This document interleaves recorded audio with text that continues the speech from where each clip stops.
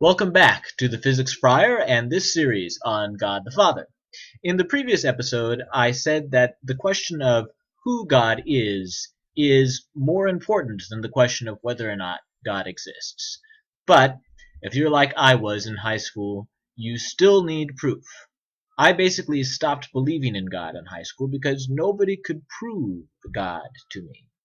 Well, spoiler alert, there's not going to be any kind of proof in this webisode. In fact, Catholics believe that there is no ironclad way of proving God's existence. There's, in other words, no silver bullet proof that any intelligent person could read and understand and then say, huh, well, I guess God exists. But Catholics do believe that we can know God in the same way that we can know our loved ones. Now, think about this. Can you prove to me that your loved ones exist? Maybe you're just a brain in a vat somewhere, floating around, all wired up to a computer, sort of like the Matrix, and you're being fed all of this fake sensory information that makes you think that you have loved ones, but in reality, you're just a brain in a vat. There's no way that you can prove me wrong, but it's reasonable to believe in our loved one's existence. And Catholic proofs of God in general, aim to show that it's reasonable to believe in God's existence, and that we can know God as we know our loved ones. The aim of the intellectual proofs in your textbook are to show that it's reasonable to believe in God, even if there's no silver bulletproof in your textbook either. There are other proofs of God, however, that go beyond just the mind and reason. Take a moment to think about who you are. Are you just a brain? Are you one of those kids in high school who's really, really good at math but not so good on the sports field? Or are you one of those kids in high school who's really, really good on the sports field and not so good in the classroom? Do you think of yourself as just a body? Or maybe you're just a soul, and this physical reality isn't actually all that real to you.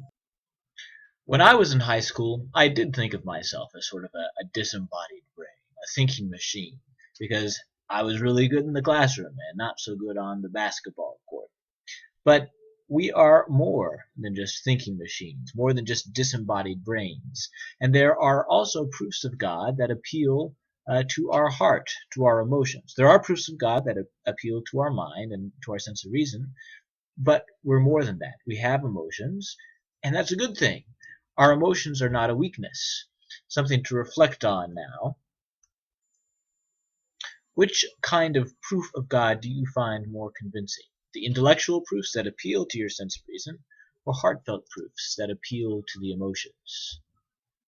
I mentioned earlier that Catholics believe and Christians believe in God's transcendence, in God transcending this world and being beyond everything and other than his creation, as being apart from this creation.